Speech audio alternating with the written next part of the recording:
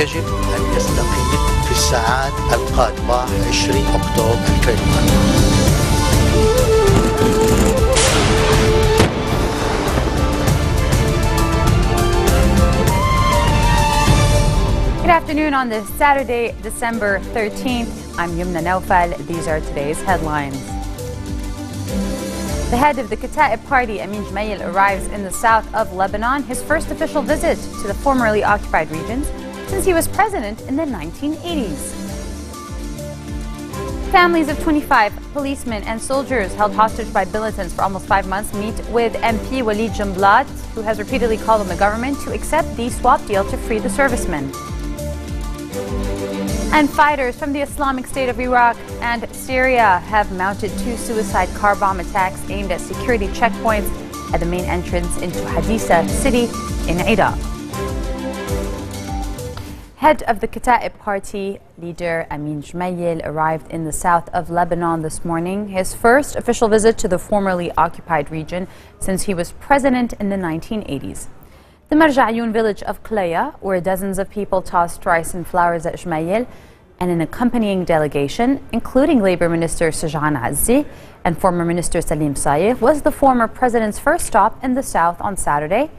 Hezbollah and Amal movement figures and parliamentarians welcomed Jmail in Klaya, only a few kilometers from the Israeli border. Jmail called on residents of the village to remain rooted on their land, praising them for their steadfastness and describing it as a true form of resistance. Jmail then moved to Al Bayada, a predominantly Dirzi area, and visited places of worship there, where he was greeted by Sheikh Ghalib Qais, Hasbay, a senior Druze cleric, as well as Sheikh Salma Shajaan. Families of 25 policemen and soldiers held hostage by militants for almost 5 months now met with MP Walid Jumblat, who is repeatedly calling on the government to accept a swap deal to free the servicemen. A delegation from the relatives met with Jumblat in his residence in Mukhtara, and Health Minister Wa'el Abu Faoud attended the meeting as well. Jumblat, the head of the Progressive Socialist Party leader, has said that he supported Speaker Nabih Berri's stance to swap the servicemen with prisoners in Rumi, acknowledging reservations the speaker might have on some prisoners. Jumblat became increasingly involved in the hostage crisis last month when he dispatched Abu Faoud, a member of his party, to meet the relatives. Jumblat recently visited the relatives at their protest area near their government house in Beirut. French President François Hollande is ordering that the delivery of French arms to the Lebanese army paid for by a $3 billion Saudi grant be accelerated. Prime Minister Tamam Salam said those words, adding that he needed weapons and that they would soon be transferred.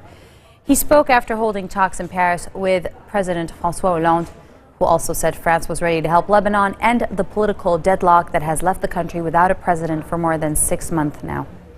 Among the most important matters were discussed, France was the security file linked to the generous Saudi gift to supply the Lebanese army with the arms it needs. Salam said at a news conference he held at his temporary residence in Paris that Hollande had issued the necessary instructions to expedite the delivery of these arms, especially since the confrontation with terrorism is still ongoing. Interior Minister Nuhad Mashnu is stressing that the state will not carry out negotiations with the Islamist kidnappers of the servicemen abducted from the northeastern border town of Arsel until it receives a written pledge that they will not be harmed.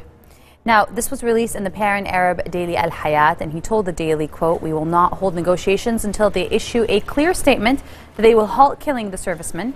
Moreover, he refused to go into details of the latest efforts to release the captives who were abducted in Arsel back in August. 4 of them have since been executed, a few were released, and the rest remain kidnapped. Fighters from the Islamic State of Iraq and Syria have mounted 2 suicide car bomb attacks aimed at security checkpoints at the main entrance into Haditha city in Iraq. Haditha is in Iraq's western Anbar province and is currently mostly under the control of the government, with troops and tribesmen holding about 70% of the city. ISIL, however, is in control of areas that are in the direction of the border with Syria. The attacks left at least 12 people dead and 17 more injured. ISIL fighters also shot down an Iraqi military helicopter, officials say, killing the 2 pilots on board and raising fresh concerns about the group's ability to attack the U.S.-led coalition's aircraft, pinpointing military and humanitarian aid from nations in the international struggle against the armed group. Coming up next, ABC Newswoman Barbara Walters prepares her 10 most important list for 2014. See who made the cut when we come back.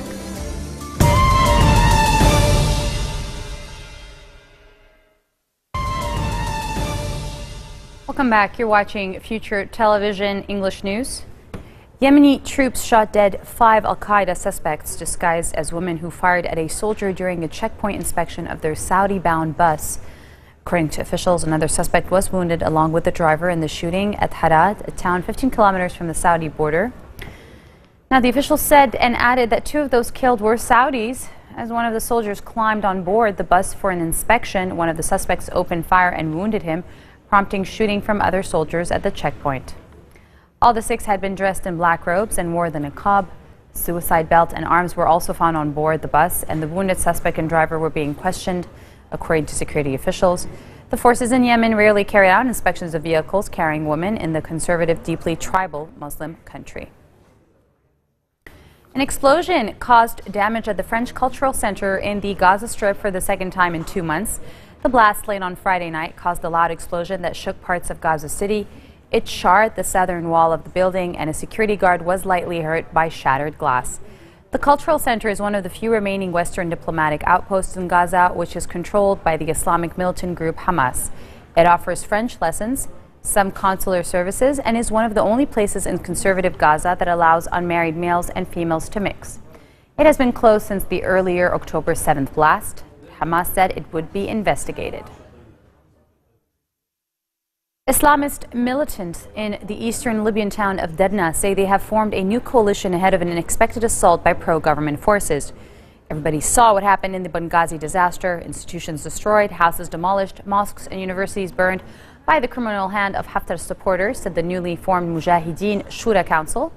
Forces lawyer to former General Khalifa Haftar and Abdullah Thani, Libya's internationally recognized prime minister, are fighting to wrest full control of Tripoli and the eastern city of Benghazi from Islamist militants. The jihadist ISIS that has seized chunks of Iraq and Syria is thought to have gained a foothold in Derna amid the chaos in Libya since the 2011 uprising that ousted dictator Muammar Gaddafi.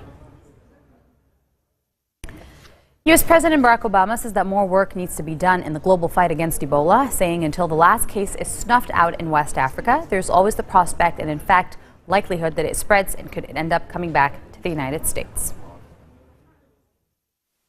I know that after a frenzy of news reports for several weeks, Ebola has faded from the headlines.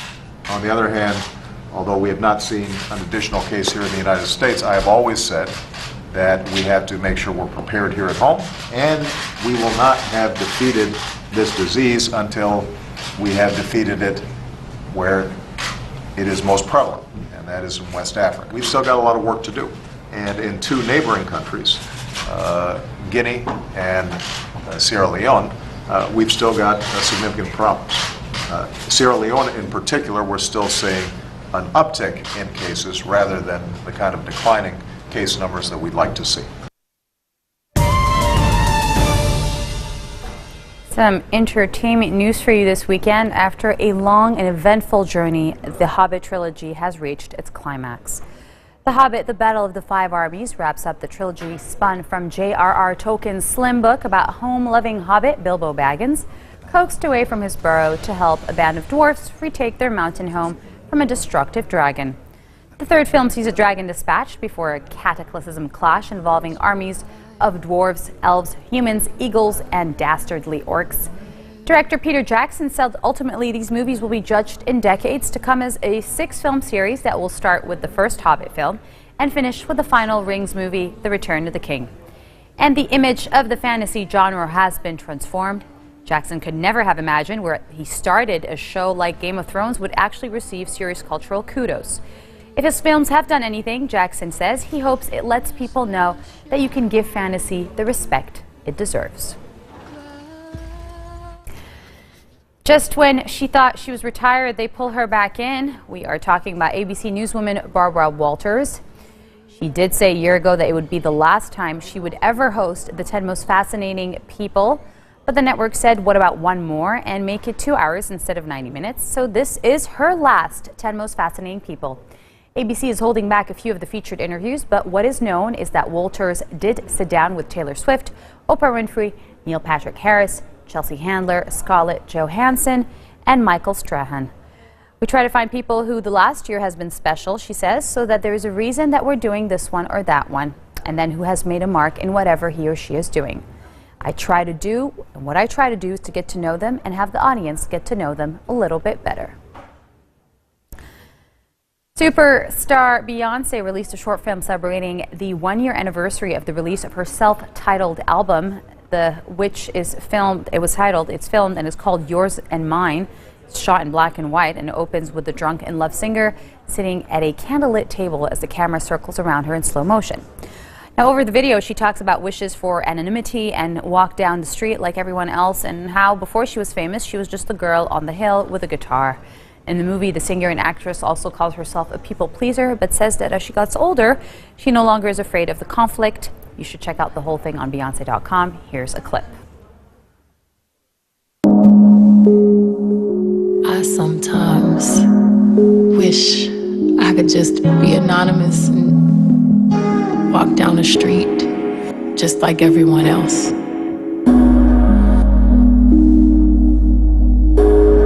Before I was famous, I was the girl on the hill with the guitar.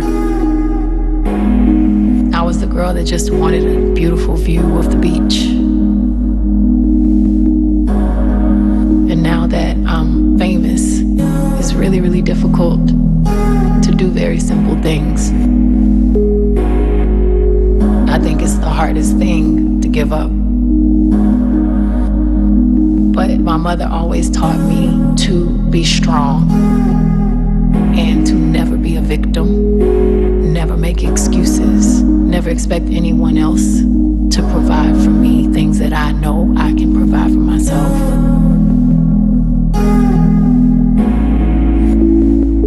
I have dreams, and I feel like I have a power to actually make those dreams become a reality.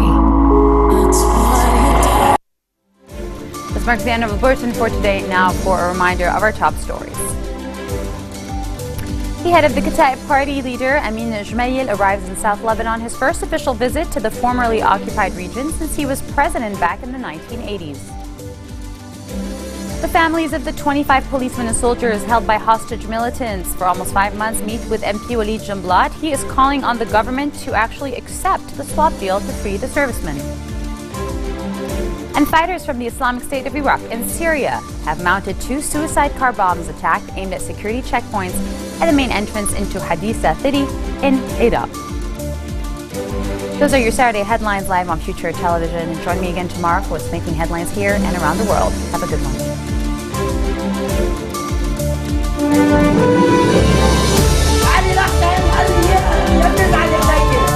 يجب أن يستقيل في الساعات القادمة 20 أكتوبر الكريم.